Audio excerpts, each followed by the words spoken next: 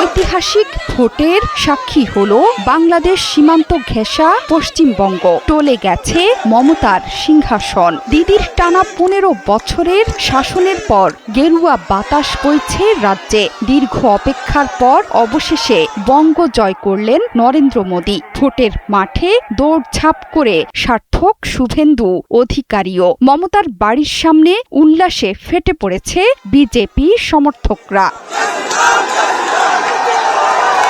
জল্পনা কল্পনা শুরু হয়েছিল তখন থেকেই, যখন তালিকা থেকে প্রায় কোটি ভোটারকে বাদ দিয়ে ষড়যন্ত্রের বীজ বুনেছিলেন প্রধানমন্ত্রী নরেন্দ্র মোদী। বাদ পড়াদের বেশিরভাগই মুসলিম। তথ্যগত ভুলে আরও 25 লাখ ভোটারকে ভোট দিতে না দেয়া মাঠে কেন্দ্র বাহিনীর অতি তৎপরতা বদলে দিয়েছে পশ্চিমবঙ্গের ভোটের ফলের মানচিত্র। এর বাইরেও নাগরিকত্ব হারানোর ভয়ে বিজেপির ঝুলিতে পড়েছে রেকর্ড সংখ্যক ভোট। টানা 15 বছর ক্ষমতায় থাকার পর এবার বড় পরাজয় চাক্ষুষ করছে মমতা বন্দ্যোপাধ্যায়ের তৃণমূল কংগ্রেস। আপনারা কেউ ভয় পাবেন না, নিশ্চিন্তে থাকুন, আমরা বাঘের বাচ্চার মতো লড়াই করে যাব। নরেন্দ্র মোদীর বিভিন্ন বিতর্কিত পদক্ষেপে এবার যেন আগে থেকেই অশনি সংকেত শুনতে পাচ্ছিলেন মমতা বন্দ্যোপাধ্যায়। রাতভর ভোট গণনা কেন্দ্র পাহারা দিয়েও দিদির শেষ রক্ষা হলো না। ভারতীয় গণমাধ্যমগুলো বলছে, ভোটের মাঠে 2.5 থেকে 3 লাখ কেন্দ্রীয় বাহিনী মোতায়েন করেছে বিজেপি সরকার। বদলি হয়েছেন 650 পুলিশ কর্তা ও আমলা। পাশাপাশি গণনা কেন্দ্রের ভার প্রধানত কেন্দ্রীয় সরকারি ও রাষ্ট্রায়ত্ত সংস্থার কর্মীদের হাতে তুলে দেয়া।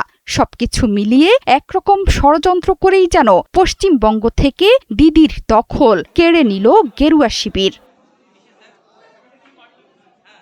ভোটের ফল প্রকাশের দিন 4 মে সকাল থেকেই রাজ্যের আসনগুলোতে বিজেপির হুড়মুড়িয়ে এগিয়ে আসা। এরপরও আশা জিইয়ে রেখেছিলেন মমতা। তার অভিযোগ, ইচ্ছে করে জেতা আসনের সংখ্যা প্রকাশ করছে না কেন্দ্র সরকার। সবকিছুর নিয়ন্ত্রণে কেন্দ্রীয় বাহিনী। এরপর ধীরে ধীরে বড় পরিবর্তনের পথে ঝুঁকতে শুরু করে পশ্চিমবঙ্গ বিধানসভার 298 আসনের মধ্যে প্রায় 200 আসনে জিতে ভূমিধস বিজয় ছিনিয়ে এনেছেন নরেন্দ্র মোদী।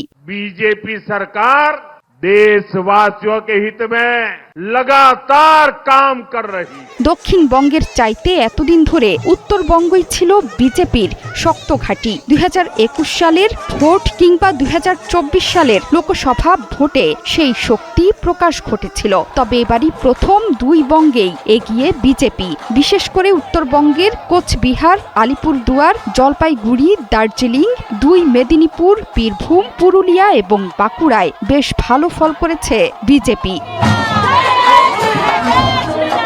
শুধু তাই নয়, 15 বছর ধরে সরকারে থাকার ফলে সাধারণ মানুষের মধ্যেও স্বাভাবিক ক্ষোভের উদ্গীরণ ঘটেছে। এবার সেটিকেও প্রচারে কাজে লাগিয়েছেন নরেন্দ্র মোদী। বিজেপির জয়রথ চলতে শুরুর পর দুপুর থেকে রাজ্য জুড়ে গেরুয়া আবির উৎসব।